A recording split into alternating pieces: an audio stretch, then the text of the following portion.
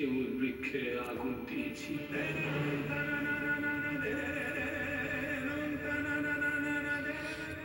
আমি যা করেছি তা আমার বড় মার আদেশে করেছি।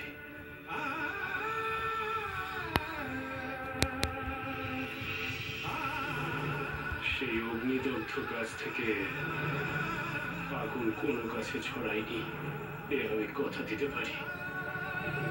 সেই গাছকে আমি নিজের হাতে মুক্তি দিয়ে এসেছি।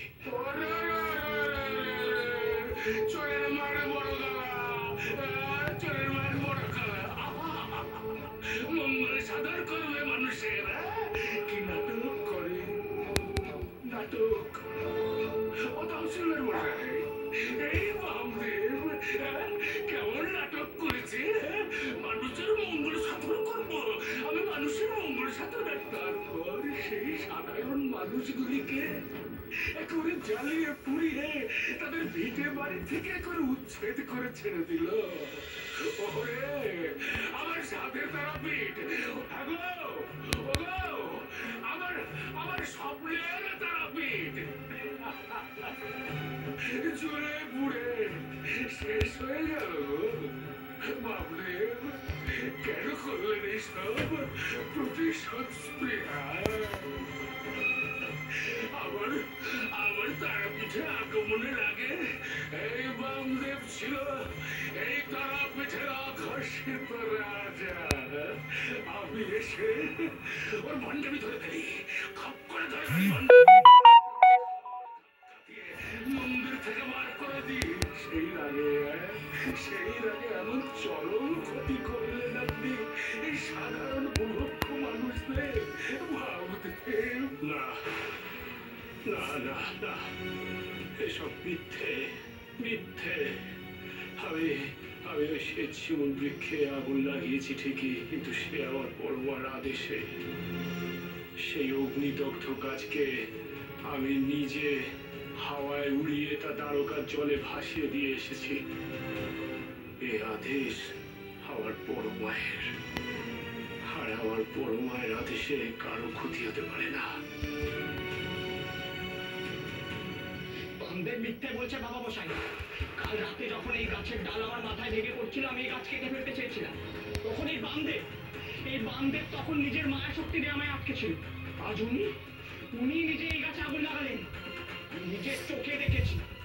আপনি বলুন বাবা মশাই, ওনার যদি কোনো দুরভিসন্ধি না থেকে থাকে তাহলে উনি এই কাজ করবেন কেন? কেন নিজে এই গাছে আগুন লাগাবেন উনি? কেন? তুমি আমাকে ভুল বুঝছো গোবিন্দ বাবা।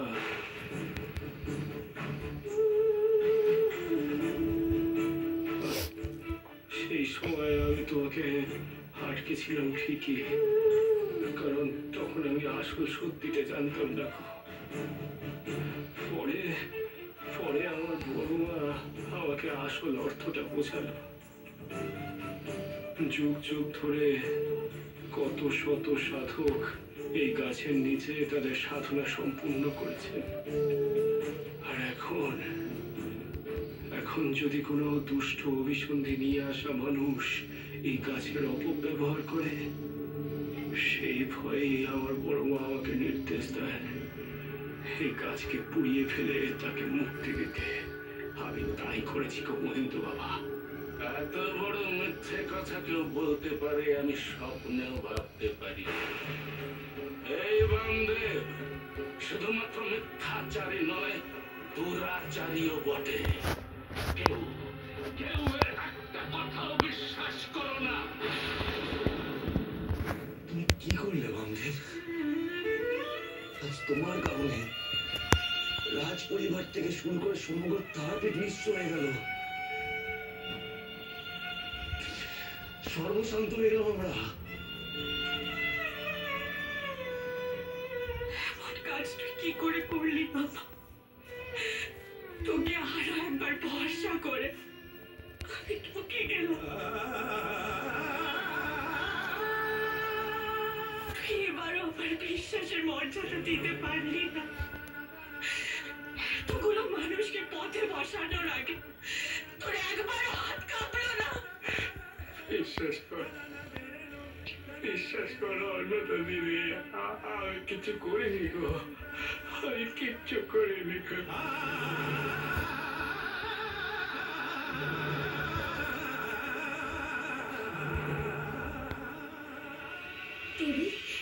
দেবী এবার কি হবে? সমগ্র তারাপীঠ তো বিধ্বংসী আগুনে জ্বলে ছারখার হয়ে যাবে। হ্যাঁ দেবী, আগুন লাগালো ওই শয়তান অঘরেশ্বর, আর সে যে চক্রান্ত করে বামদেবকে দোষী সাব্যস্ত করতে চাইছে। আহ, ডাকিনি চোখে, তোরা এত উতলা হয়ে পড়িস না। আমার প্রিয় পুত্র বামার উপর একটু ভরসা রাখ। আমি জানি তারাপীঠের সকলেই বামাকে দোষী সাব্যস্ত করার জন্য উঠে পড়ে লেগেছে, কিন্তু আমার বামার জন্মই হয়েছে মানুষের মঙ্গল সাধন করার জন্য। তাই যুক্তে অসাধু অসৎ মানসিকতার মানুষেরা যত ধ্বংস করবে, আমার বামা ঠিক ততটাই সৃষ্টি করবে। এ আপনি কি বলছেন দেবী? হ্যাঁ রে, আমার বামার জগতে জুড়ি মেলা ভার, ও যে দয়াশীল, জনদরদী, আর তো মানুষদের দুঃখে কষ্টে ওর মন কাঁদে। আমার বাবা সমস্ত মানুষকে আপন করে নেয়, মানুষদের মধ্যে কোনো ভেদাভেদ করে না। ধনী দরিদ্র সকলেই ওর কাছে সমান। অন্যের দুঃখে আমার বাবা কাতর হয়ে পড়ে। যেখানে যেখানে স্বার্থের বেশি মানুষেরা ধ্বংসলীলা করেছে, আমার বাবা পুনরায় তার সৃষ্টি করবে, এটাই আমার বিশ্বাস। তাই তো বাবার সৃজনশীল প্রচেষ্টায় আমি সব সময় ওর পাশে আছি। কিন্তু কিন্তু দেবী, এই দাবানল কিভাবে বন্ধ হবে? আমার বাবা পারে না পৃথিবীতে আমার কোনো কাজই নেই যে ডাকেনি। বাবা তার সাধনার দ্বারা প্রভূত শক্তির অধিকারী, যদিও ওর শক্তির আস্ফালন ও কখনোই করে না। তবে আমার বিশ্বাস তারাপীঠের যতটা ক্ষতি হওয়ার তা হয়ে গিয়েছে। তবে বামা যতদিন রয়েছে তারাপীঠের আর কোনো ক্ষতি হবে না, হতে পারে না।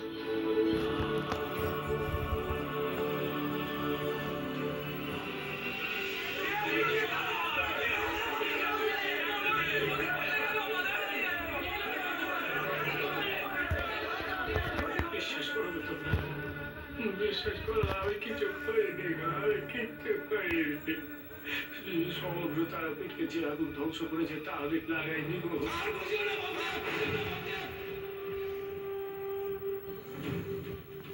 আর আমাদেরকে ভুল বুঝো না, তোমার এই ভণ্ডামি বন্ধ হয়ে যাবে, বন্ধ করো।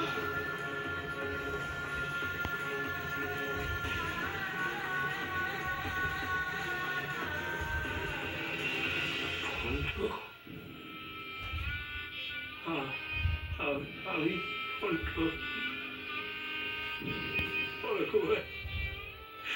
তুমি আমাকে ভণ্ড বলতে পারলে গো? এমন কথা তুমি উচ্চারণ করতে পারলে? তুমি বাধ্য করে আমাকে বলতে, তুমি আর যা করেছো তা ক্ষমার অযোগ্য বামদেব, অযোগ্য।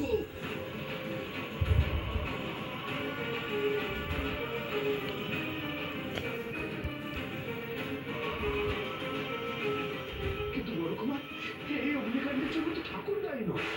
চুপ করো লোকের বন্যা, বামদেবের ধামাধারা বন্ধ করো, দোষ ধরতে শেখো, নইলে তোমারও বিপদ বাড়বে। হ্যাঁ, বাড়বে, বিপদ বাড়বে। বামদেবের যে কুসুমে উপস্থিত রয়েছে, এখন বামদেব ঠাকুরের পাশে যে বা যারা দাঁড়াবে তাদের তো বিপদ অনেক বাড়বে, তাই না ঠাকুর? জি বামদেব জি, তুমি এতটা নিচে নেমে গেলে যে সমগ্র তারাপীঠকে ধ্বংস করে দিলে। না না গো বড়রানী, বিশ্বাস করো, আমি আগুন লাগাইনি গো।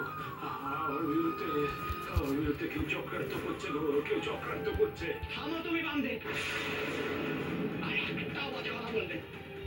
এখনো তুমি নিজেকে বাঁচানোর জন্য মিথ্যে গল্প দিয়ে যাবে।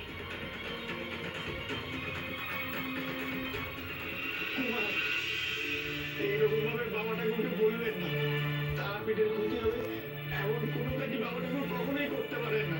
চুপ কর গদাই। বামদেব বেঁধে সালিশি করাটা বন্ধ করো, হ্যাঁ? নইলে মন্দির থেকে না ঘাড় ধাক্কা দিয়ে বার করে দেবো। ওগো!